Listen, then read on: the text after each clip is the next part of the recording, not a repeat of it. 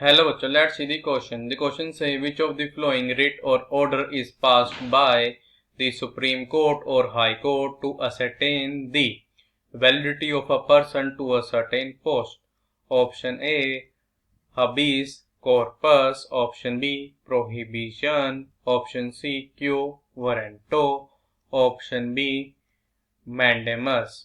तो हमारे पास 4 option given है। हमने ये बताना कि इनमें से कौन सा ऐसा रिट या ऑर्डर जो कि पास किया जाता है सुप्रीम कोर्ट या हाई कोर्ट के द्वारा, ताकि असर्टेन किया जा सके किसी पर्सन की वैलिडिटी को एक सर्टेन पोस्ट पे। Firstly I will tell you की कॉन्सेप्ट यहाँ पर रिट करता है। रिट यहाँ पे कहते हैं फॉर्मल क्या होता है, एक रिटन ऑर्डर होता है जिसको हमारे दिया जाता है किसके द्वारा, एक बॉडी के द्वारा। उसके हमारे पास जुडिशियल पावर है, जैसे कोर्ट होगी हमारे वो डिस्ट्रिक्ट कोर्ट हो, चाहे सुप्रीम कोर्ट हो, चाहे हाई कोर्ट हो, तो वहां पर जो रिटन ऑर्डर आते हैं इनके द्वारा उसको क्या बोला जाता है, रिट बोला जाता है। देखो हम बात इसी करते हैं अभी कॉर्पस की। इसकी जो पावर है वो किसके पास है, वो है सिर्फ सुप्रीम कोर्ट या हाई कोर्ट के पास। मीन डिस्ट्रिक्ट कोर्ट जो है इसको पास पावर नहीं है कि वो इस तरह का कोई रिट पास कर सके। और ये किस लिए होता है, ये होता है ताकि क्विक रेमेडी प्रोटेक्ट की जाए किसको, उस पर्सन के अपनी लॉस्ट की अपनी पर्सन लेबिलिटी मीन्स अपनी जो पर्सनल फ्रीडम है उसको लॉस्ट किया है, उसके लिए ये रिट को इशू करा जाता है। मीन्स कैसा ऑर्डर इशू करा जाता है।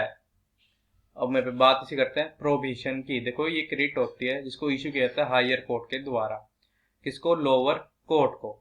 अगर मान लोअर कोर्ट की ऐसा काम कर रही है जो कि उसके बियॉन्ड उसके अथॉरिटी, मान लो हम बात करते हैं यहाँ पे किसी के सिविल कोर्ट की। मान लो सिविल कोर्ट के अंदर मान लो उधर कोई क्रिमिनल केस आ रहा है तो वो उसकी ज्यूरिडिक्शन के तो बाहर है ना, उसके अंदर सिर्फ सिविल को, जो सिविल हमारे पास कहीं किसी जाएंगे उन्हीं को सोल्व होंगे। अगर कुछ ऐसा होता है मान लो सिविल कोर्ट के अंदर क्या है क्रिमिनल केस चल रहे हैं तो हायर कोर्ट क्या ऑर्डर करता है। फिर बताता है इसमें क्यो वारंटो। देखो एक तरह का होता है ये पास किया जाता है सुप्रीम कोर्ट या हाई कोर्ट के द्वारा, ताकि ये सर्टेन किया जा सके किसी पर्सन की validity to a certain post. अब मान लो एक पर्सन जो है वो किसी पोस्ट पे जॉब कर रहा है। अब मान लो कोई पर्सन केस करता है कि इसने मान लो इसने फर्जी डिग्री विग्री सब कुछ ऐसी पेश करके ये पोस्ट ली है, वो कोर्ट में केस करता है।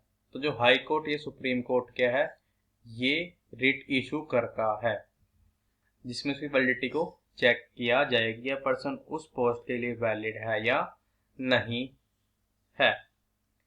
हमें बात करते हैं मैंडेमस की। ये भी कहते हैं रिट होती है, इसको इशू किया जाता है सुप्रीम कोर्ट या हाई कोर्ट के द्वारा ताकि कर सके एनफोर्समेंट किया जाए फंडामेंटल राइट की। अब मान लो कोई पर्सन है उस मतलब उसको कोई फंडामेंटल, मान लो सबके हमारे पास राइट्स तो है, ये 6 फंडामेंटल हमारे राइट, हमारे पास एक फंडामेंटल राइट के हमारा हमको अपना जो है रीजन चुनने का हक है। अब मान लो किसी पर्सन को धक्के से मान लो कोई रीजन के कबूल करवाया जा रहा है तो वो केस कर सकता है, उस केस में ये रिट इशू हो सकती है।